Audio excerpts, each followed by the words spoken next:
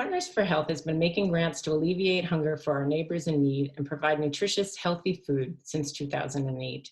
This year, we provided emergency funding as the pandemic began to take hold, and as our grantee partners had to find new ways to serve an ever-increasing number of people who were in need of food assistance. We're very pleased to co-sponsor this film and panel discussion to shed a spotlight on the issue of hunger in New Jersey. The film features college students and their families who are working hard to stay housed and fed. The panel features those who are working diligently to make it easier for them to succeed. Thank you for joining us, and I hope that many of you will find ways to help address hunger in your own communities. Hello, I'm Pam Scott, the Executive Director of Partners for Health Foundation. We are very proud to co-present this panel discussion on food insecurity and advocacy efforts to address this urgent crisis. We are also proud to present Hungry to Learn, a documentary about hunger on college campuses. We appreciate our partnership with the festival and the opportunity to sponsor important and timely conversations that harness the power of film. Thank you for joining us. Hello, everybody. My name is John Mooney. I'm the founding editor of NJ Spotlight News, and welcome to our discussion today on hunger in New Jersey and obviously the many big challenges faced by families and services in providing for, in getting food to children as well as college students and the elderly, our most vulnerable populations. We are coming on the heels of a screening of the movie Hungry to Learn, really compelling film on what is faced, especially in colleges, including in our own Montclair State University. And I hope we can talk a little bit about that and some of the stories that were told in that film. Really heartbreaking, but also I think informative and hopefully can break down some of the myths around hunger in New Jersey and nationwide. We are joined by an incredible panel that is going to, provide lots of different perspectives on the issues faced by families and individuals. I'll introduce them first, but then I'd like to get the conversation going, but I'll do that all at once. With us is Adele La Tourette, Director of the Center for Food Action of New Jersey. And I know as a journalist covering State House issues, a real statewide hero on issues of hunger. Her testimony before committees is a sight to behold. So welcome, Adele. Thank you so much. Elisa Neira, Deputy Secretary of the New Jersey Department of Human Services and a former Director of Human Services in Princeton. And Mernin, the Director of Montclair's own Tony's Kitchen. An institution in our town and one that has been around a long time and certainly has a perspective on how the issue has changed over the years. Let's get going. I do want to talk, certainly about the movie because it's, fresh in our minds. I'm curious, and I'll start with you, Anne. Talk a little bit about your impressions of it. Did anything surprise you in that? The stories. I'll give a quick summary of it for those who may not have gotten through it. But it's basically the story of what many college students face on our campuses. It focuses in on 4 of them, I believe. 4. 2 of them at Montclair State, 1 at Lehman College in New York, and 1 between Temple and Susquehanna in Pennsylvania. And each of their stories and the amazing amount of work that they do around, getting through life, including living with food insecurity. One of the main narrators of it is Sarah Goldrick-Rab, a Temple sociologist who has really made this a prominent issue nationwide. And some of her successes in bringing this issue to the fore. But Anne, tell me your impressions of the film. Again, some of the stories maybe you haven't heard. I'm sure you've heard many, but what do you think of it? Sure, I thought it was very well done. We certainly see college hunger here at Tony's Kitchen. We've worked with college students who have been struggling. It was very impressive, I think, that Sarah Goldrick-Robb took the time to focus on this issue and to begin to frame it for us to take in more holistically. The extent of college hunger is very surprising, I think, to most of our community. But it's quite deep, and I thought it was great that the film showed the diversity of students, their backgrounds. One thing that really struck me in the film was how very individual the responses to their situations were, and I think the students felt a certain level of aloneness in dealing with their hunger issues. There was one scene when one of the women, I think one of the more powerful stories in the film, Shakira, was meeting with a counselor, and she was discussing her student loans and her college path and some of the challenges she was facing.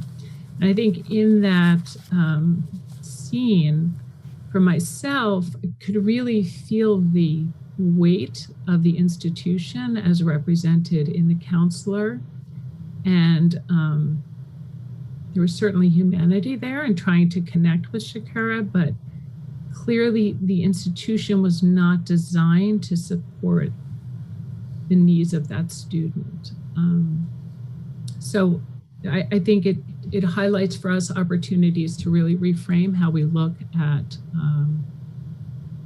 students' financial position as they pursue college. One of the things that struck me on that one specifically was, I remember that conversation, and Shakira, who's a homeless woman, lives with her dad in New York, facing all kinds of, her mom had passed away somewhat recently, I believe, and facing all kinds of hardship, but excelling in school and doing very well.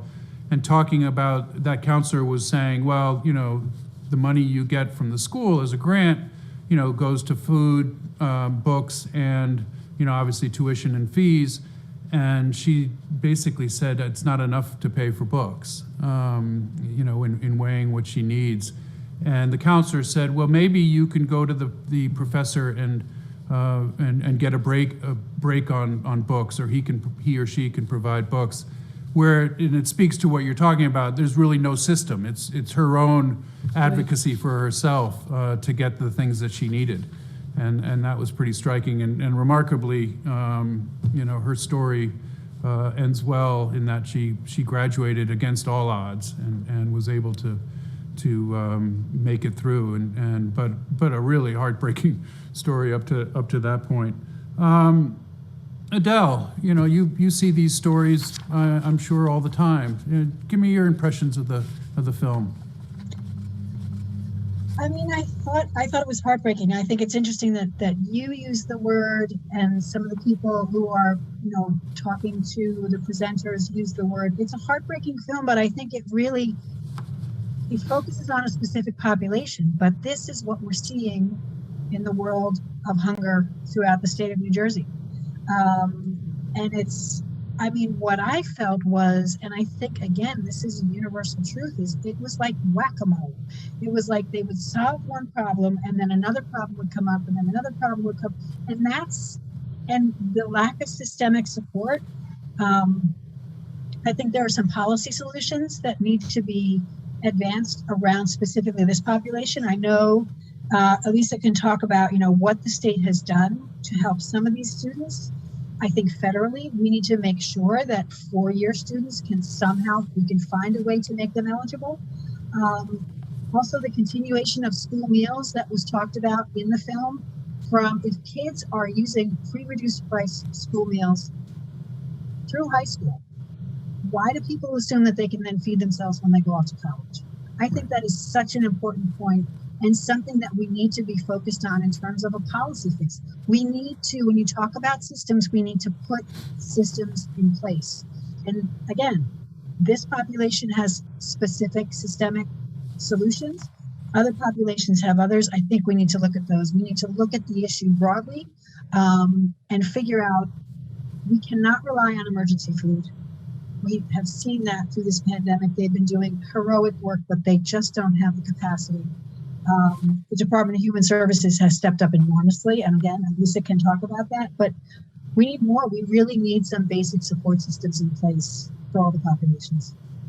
Yeah, Lisa, and we're certainly, I want to frame this conversation around both the challenges we're facing, both pre-pandemic and now, and then some solutions. But in your role, we'll stay on the movie for a little longer. In your role, watching that, what were your impressions as somebody who, is coming at it from the policy perspective? Were these kids that I'm sure you're aware they're out there? But are these the kinds of kids that the kinds of programs that you're aiming for or that you're providing are aimed for? Talk a little bit about the film and the story it told as it relates to your position.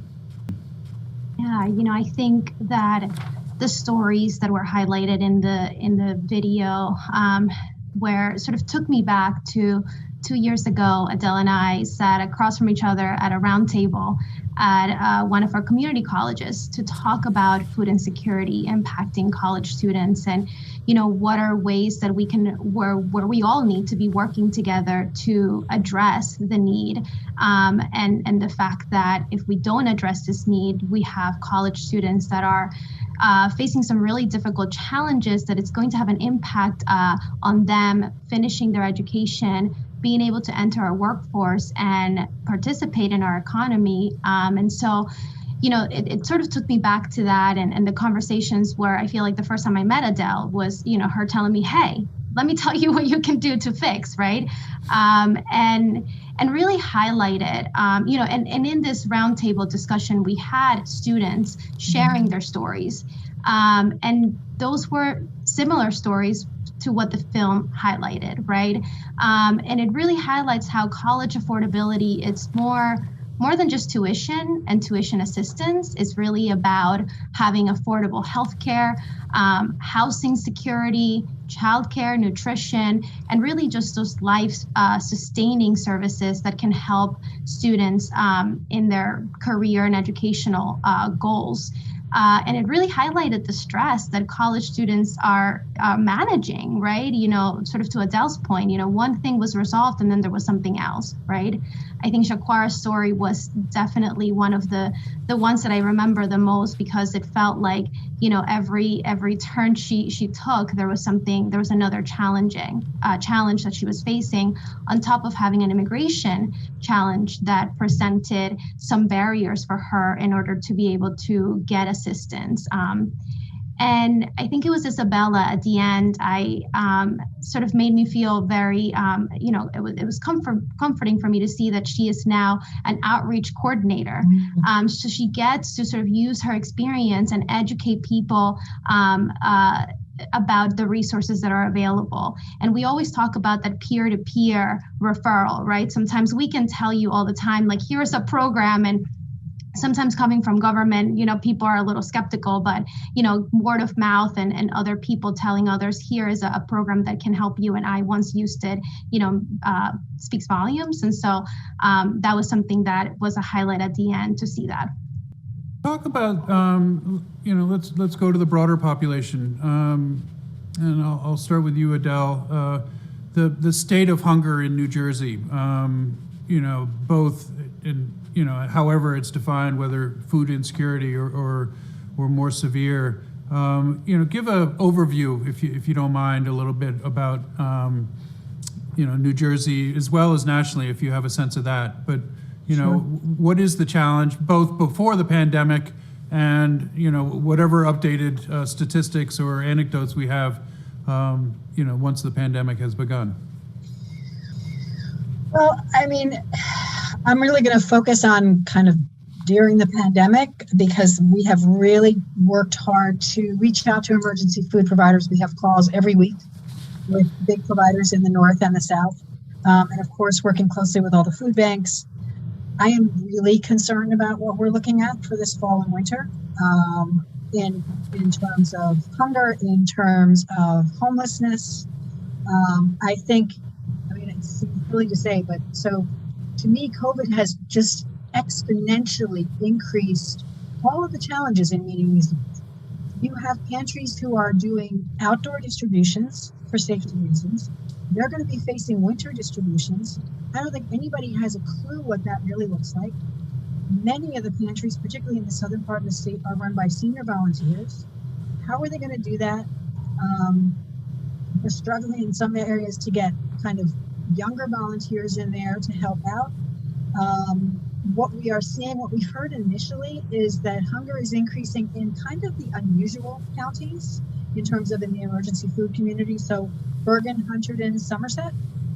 So we're kind of trying to drill down a little further and see what that means and what that's looking like. What we're thinking is it's people who have never been in this situation before, who now have to figure out how to navigate the system of social services, how to get their kids food, what do their school distributions look like, are they eligible for SNAP, how do they access that? I think there are just so many, and again, it's whack-a-mole in the college system, and I think it's also just for people who are in this new world, and we're facing more layoffs, we're facing more unemployment.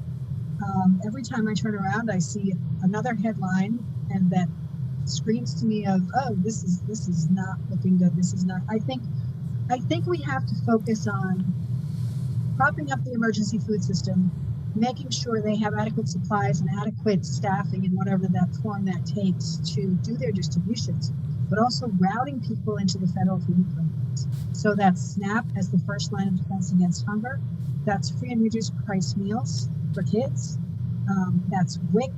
We need to make sure that people get those ongoing supports, because as I said before, emergency food simply cannot address the need levels that are out there right now. Anne, speak to what you're seeing at Tony's Kitchen. Sure. We have seen a tremendous increase in our volumes. We come out of a soup kitchen history, and our food work with families. So that soup kitchen is hot meals for people who are homeless or near homeless. That's 65 to 85 people a day. The work that we did with families and children was primarily through our Healthy Backpack program prior to COVID, and some meal programs that we did all through community partners, trying to embed food throughout the community and work through established relationships. With the onset of COVID, all of that has changed. And what we've seen in terms of our numbers, we averaged about 4,300 meals a week last year. And in August, our numbers were 20,000 a week. So just to give you an idea of like the volume of increase. Most of that is in the senior population and in our families. We're seeing people who have never used supportive services before come for groceries and food. And there's a tremendous diversity within the food need. And I think that's something that's not well understood. So there are different populations that are struggling with food need, and connecting to those populations is very different. Each population has different needs. So it's been a very, very challenging time. Our organization looks completely different than it did in February. And I think it's going to get worse before it gets better. Tell our audience, what communities do you serve? Is it geographic, or is it those? So anyone who we do a few different programs. So we will deliver food within the Montclair and Bloomfield area. We do some work with West Orange as well. But then anyone who comes to our site to pick up food, we will distribute to. So we don't income screen, and we don't screen for where people live in order to serve them. but our distribution programs where we are connecting with partners to do distributions or working with partners to ensure that they have food in their programs are within those 3 communities of Montclair, Bloomfield, and West Orange. And the funding for your program it comes from a mix of sources, I assume? It does. We had a very generous grant that came in right at the start of COVID, which involved several local funders, including the Township of Montclair, and which was the only time we've had township funds come into Tony's, and then some local funders. We also have some a set of private individuals that donate to us, and we have some small grants that come in. So those are our funding sources. And to Adele's point, I'm assuming you're seeing some category of families that you've had never seen before. I mean, when you have a 5-fold increase, you're obviously seeing a lot of people you've never seen before. Sure. But Montclair is a relatively well-to-do community. But Adele was talking about Somerset and Bergen, which are 2 of the wealthier counties in the country. Even speak to the who's walking in the door that maybe wasn't before. Sure. So there are many times that we are seeing families where you had double income professional adults who both lost their employment overnight, who are struggling with, have kids in college, kids in high school, a mortgage, and a sudden unplanned significant change in their financial situation. One thing I think it's important to do in discussions around emergency food is food can be such a stigmatized support. It's very hard for people to reach out for it, but it can also be a significant financial benefit to families, especially now during the pandemic. So one thing I encourage families to do is to use the food supports basically to preserve their financial resources, because they're in this for the long haul. And this is one way to reduce their cost of living during a time when many don't know when they are going to be employed again, or certainly to be employed at the level that they were previously.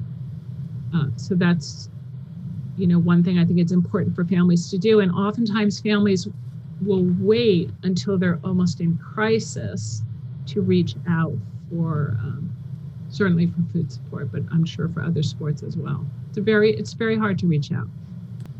Elisa, you're tasked with, providing, the safety net for all of these and more. Speak a little bit to what you're seeing during the pandemic at DHS and some of the programs.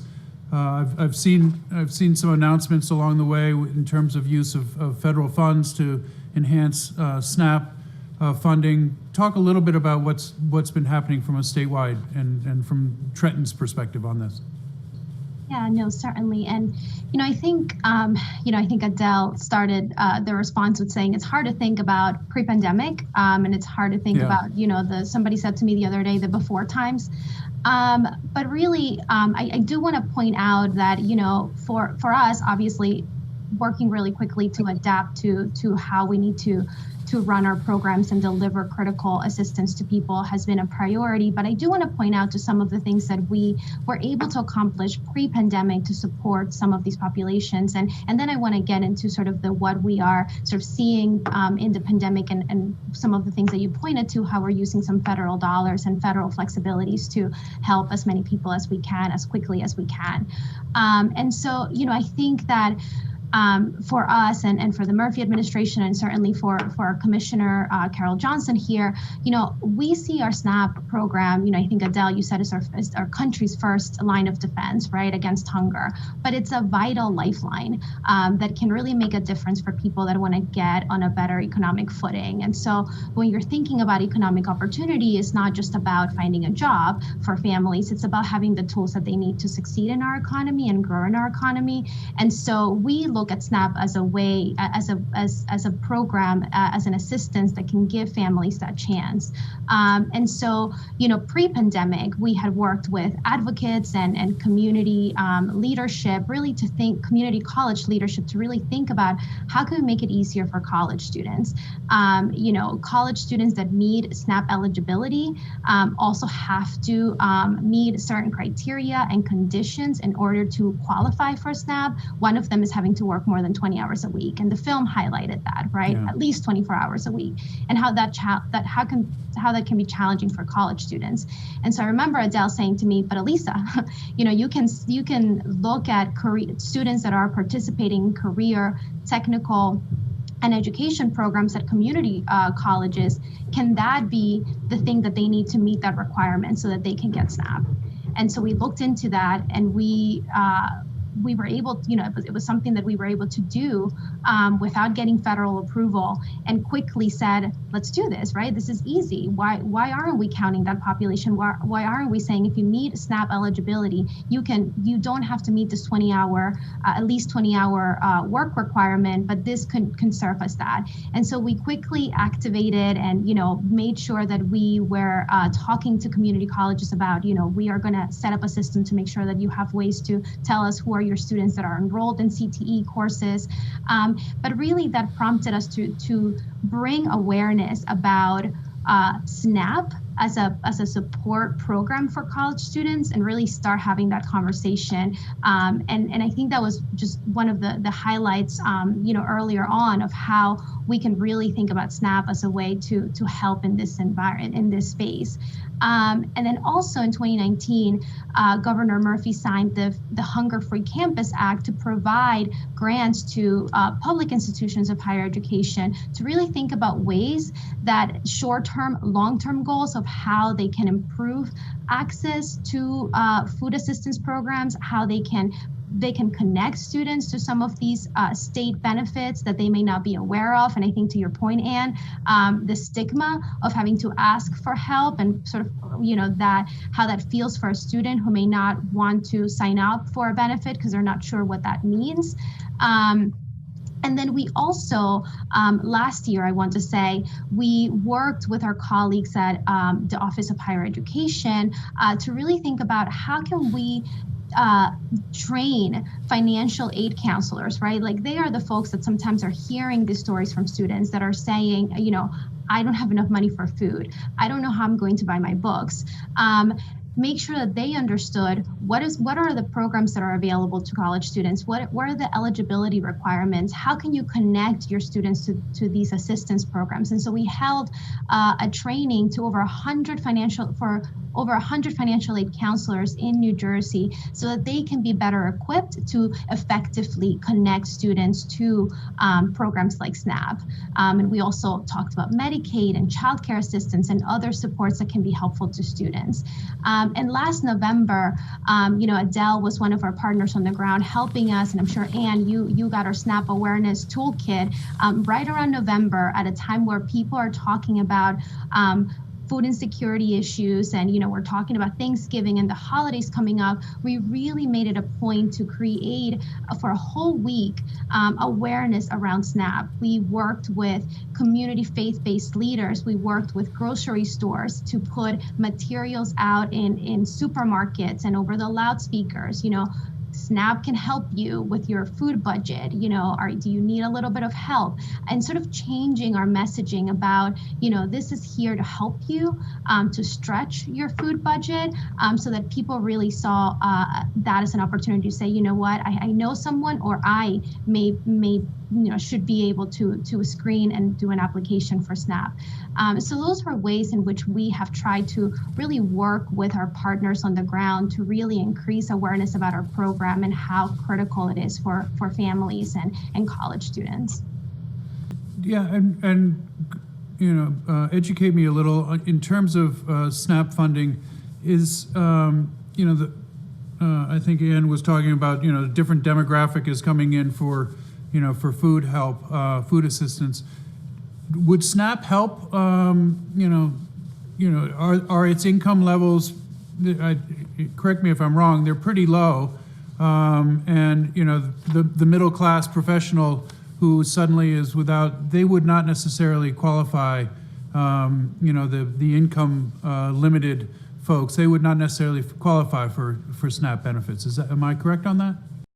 Yeah, I mean, there's a SNAP eligibility criteria, and income and resources are certainly part of that, right? And so our income limits are around 185% of the federal poverty level, which obviously that means different for depending on your household size and your income. And all of that information we certainly have online so that folks can know, am I eligible? And there are people that are above that threshold that may not be eligible. What we're seeing right now in the pandemic is that as people have lost their employment or have reduced work hours, their incomes are sort of they're obviously not the same that they used to be, and so they might be in a position where they may qualify, but those are sort of federal regulations, and so we do have some of those limits in terms of resources. Adele, you have a platform and you have a deputy commissioner on the record with you.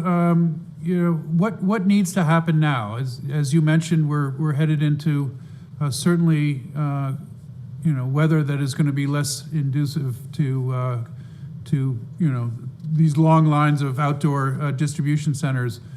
What can we do to prepare potentially for a second wave, which is only going to heighten if we have to do lockdowns again? What are the steps that you think we need to be taking right now? I think people need to prop up the emergency food providers in their communities and do what they can to help out the food banks. If they can volunteer at their local emergency food provider, that would be great, particularly if they're in a younger demographic. I think in terms of policies, what this pandemic has done in this on this topic, as well as in a variety of others, is it's really highlighted the fact that we need more federal assistance, more federal programs. We have to be able to include people at a higher income. They are in need of program supports like SNAP and WIC and school meals. So I think we have to look at universal school meals. We've had that. The pandemic has brought that on. We need to continue that. We need to expand it to 4-year schools. So it's highlighted so many policy asks that really are at the federal level. I mean, that is where we are, I think, at this point, is let's take lessons learned, universal meals, increased SNAP eligibility for increased incomes, and housing. We have so many people who are, if there weren't stays on evictions, the level of increase in homelessness would be off the charts. So we have to look at all of those structural supports that have to be put into place and work together in partnership at the state, federal, and advocacy level, and put them in place. Start putting them together and making them happen and making them work. In the meantime, donate to your local food provider and volunteer if you can. Let me ask on one piece of this. I'm a longtime education writer in New Jersey. Obviously, the distribution of food faced a lot of challenges when schools closed or went all remote in the spring. A good half of schools, or more than half of schools, are at least doing some remote instruction currently, and then those numbers may even go up certainly if there's a second wave. How have schools done? Are there some lessons that schools need to heed in terms of getting that distribution of food out? It was a rocky start in the spring. Is there some? Can you provide some advice to educators and superintendents on improving that system and getting food to families of children? Yeah, we were on a call about that yesterday. I think I mean, we don't have a huge turnout in terms of getting school meals. And I think the problem is there's a variety of problems, but I think make sure that when you're giving school meals out, make sure it's at a time that parents can pick up. There was one district that changed their service time from 9 to 11 in the morning till 4 to 6, and their participation jumped. So make sure that people understand that you have parents who are working. They don't want to leave their kid. I mean, there's a variety of different factors, and make sure that school meals, that parents have transportation if that's in fact what's needed, because schools are giving out 5 days worth of food at a time. So it's impossible for a family to carry that food home. There are best practices. We are again working with the School Nutrition Association to get those best practices out there, but there are best practices. Talk to other districts, reach out to Hunger Free New Jersey. Our website is hungerfreenj.org, and we can talk to you about ways to make sure you maximize the number of families you reach. Yeah, Anne, from your perspective, what do you need to be able to face, not just a 5-fold increase that you've seen at Tony's Kitchen, but potentially more communities. Obviously, you're part of a network that spans the state. But from a provider's perspective, what do you need to do your job and to help these communities and these families? Simply put, we need food. We need the money to buy food. We are really re-looking at, the whole design of our programs have fundamentally changed because of the pandemic. And one of them, the core values that we always lived with at Tony's was that we want to meet people with food in the best way possible for them. So for families, that was usually partnering with programs that serve families, so tutoring programs, mentoring programs, all kinds of parent programs, and putting food in the background of those programs. So people didn't have to ask for food. There was food readily available. It was available in all the programs that they went to throughout the community. And it was the type of food that worked best in those programs. That has all disappeared or largely disappeared with the pandemic, and we are now operating in some ways as a more traditional food pantry in our family-based programs. We recognize a need to fundamentally redesign that and to meet families more effectively with the types of food they need. Different families need different types of food. It's important that we recognize that and reflect that in our food offering, and then also in the way that we connect to families. So we do a lot of home deliveries now. We expect to do a lot more as the weather gets colder.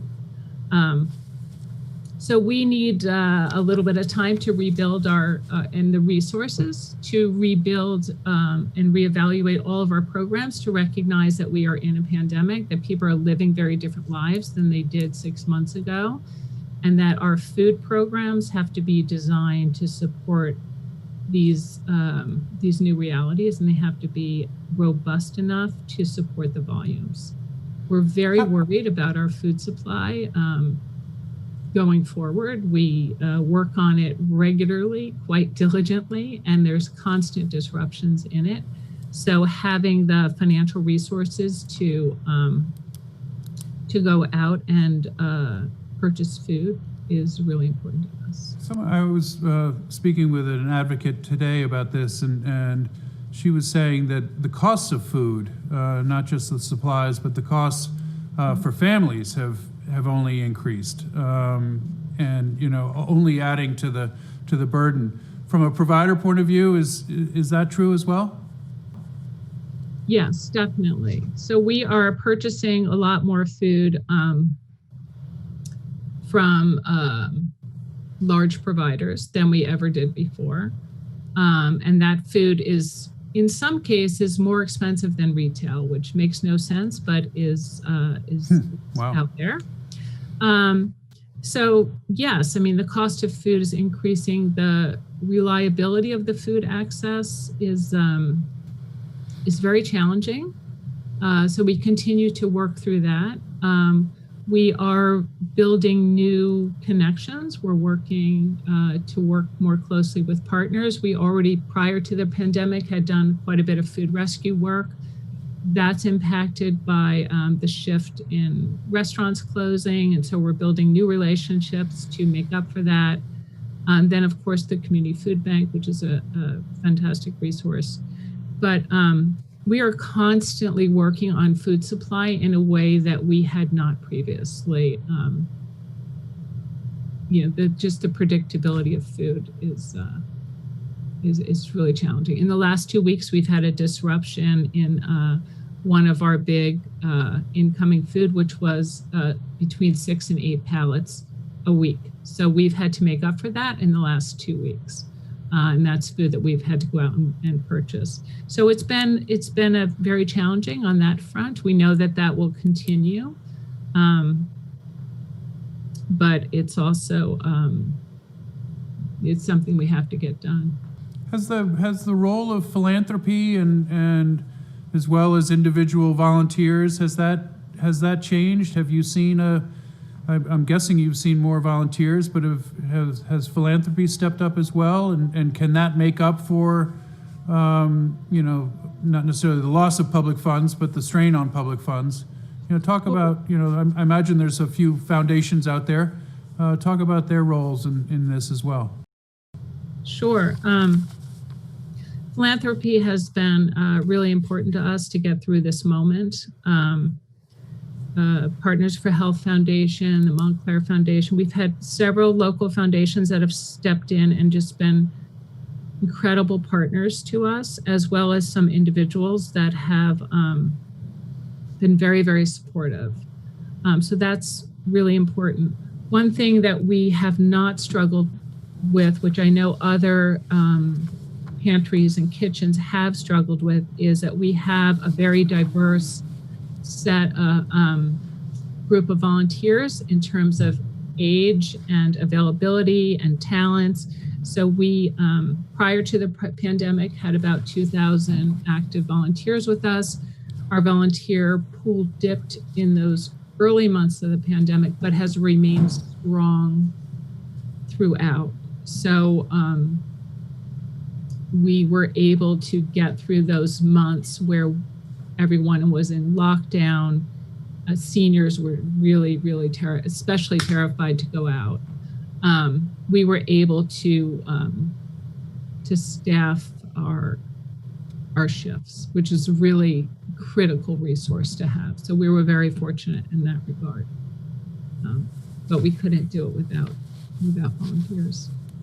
Elisa, talk about what's next for Department of Human Services in dealing with this. We've, clearly we're not out of the woods by any stretch, and in fact, situation could worsen in some ways. Are we prepared for the next wave in terms of serving these families? What steps? Feel free to break some news here. I'm a journalist. We welcome news being broken anytime. But talk about next steps for the Murphy administration in dealing with what is clearly a tidal wave of need. Yeah, definitely. I think, we've all said this, right? The pandemic has created significant economic challenges, and, our colleagues in the food bank and pantry network have heroically met these immediate needs, but we know that can't be the only solution, right? And we also know that, now is the time where we need increased assistance, where we need to be able to get assistance as quickly as possible to people when they're needing it the most.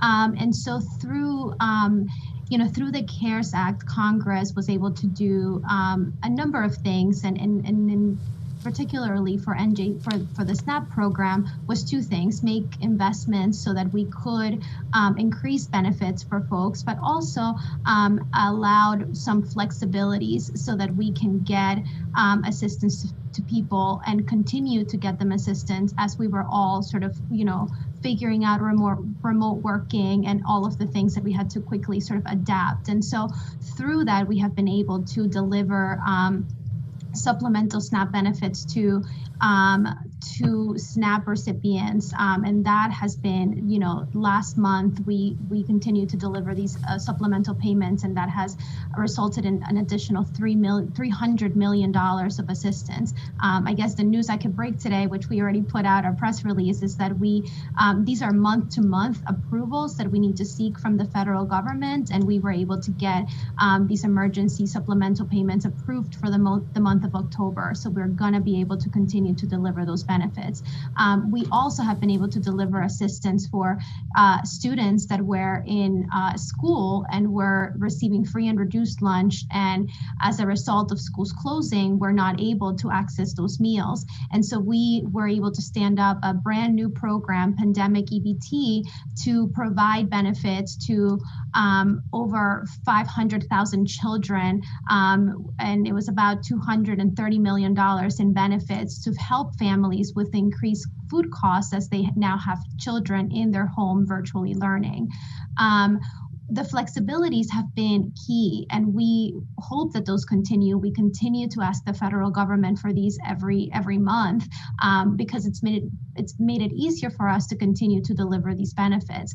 One of the things have been, waiving the hard signature that people have to put in their applications, being able to do telephonic applications for folks, being able to waive recertification so that if they're not able to do their recertification, it doesn't impact their benefit and they can continue to get their benefits. During the pandemic, we were able to launch an online tool for folks applying for benefits to be able to upload documents online so that they don't have to mail them or drop them off at the county offices, and they can do it from home as we're all shifting to sort of all the remote and virtual things that we need to be doing. And also something that advocates had pushed for a long time was launching online grocery shopping for SNAP recipients. And so since July, I want to say, SNAP recipients can use their benefits online, shopping on Amazon, Walmart, ShopRite. And so that has been critical, especially for those who are more vulnerable to COVID-19, right? You think about older residents and individuals with disabilities who may not feel comfortable going into a store, and making sure that they had that option. And so those are the kinds of things that we have been working on, and we want to continue to do. We are not out of the woods yet. We are, potentially preparing for a second wave. And so for us, is really making sure that Congress and our federal partners continue to allow for these flexibilities, continue to recognize the need for more benefits. I think we can all anticipate it's going to be a long recovery.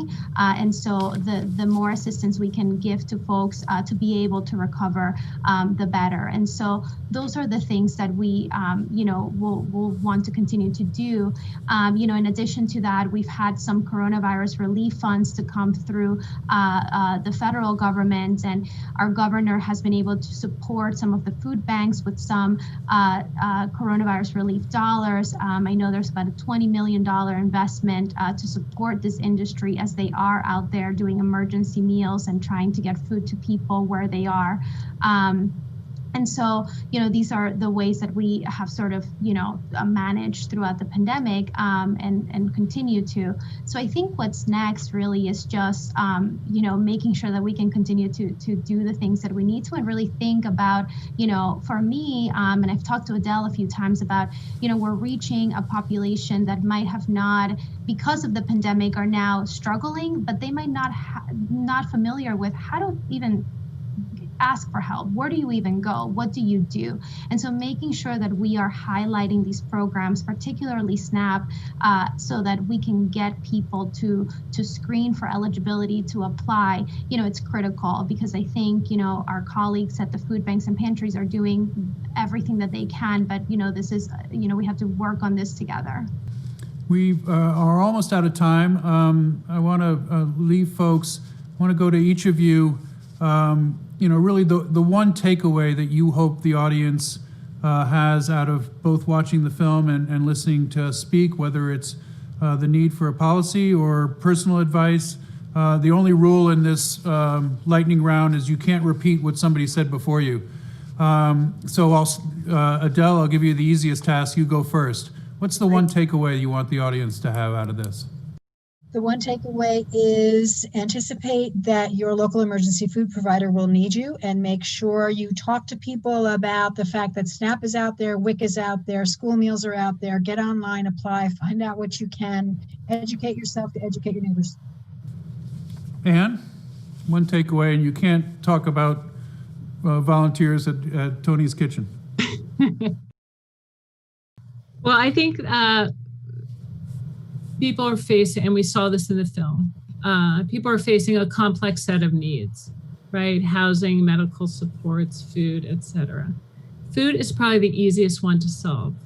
It's very solvable locally in the short term with using your emergency food provider, and longer term, I hope that we invest in some infrastructure that makes it more solvable for families through federal and state dollars. And Elisa, that's a good segue to your role. What's the one thing you hope people take away from this? You know, we always want to take every opportunity we can to make sure people know that SNAP is here to help and help us connect people to this program. And so if there's one thing that I want you to do is if you're watching and if you think SNAP could be a support that can help your family, or you know someone who's struggling and they may need the support, tell them to go to our website, www.njsnap.gov, and find more information about our program, and really encourage people to apply and help break that stigma and those barriers. Great. Well, thank you all very much. I think there's some lessons learned here for media as well in communicating these needs and these resources. So that's my takeaway, certainly. But thank you all. This is a great discussion. I hope folks have a chance to see the film. I think it really puts a human face on the issue, at least on college campuses. And our three esteemed guests have certainly helped expand the discussion and advance it. They're all very powerful forces in this issue, and thank you for your work, and thank you all for joining us, and have a great weekend.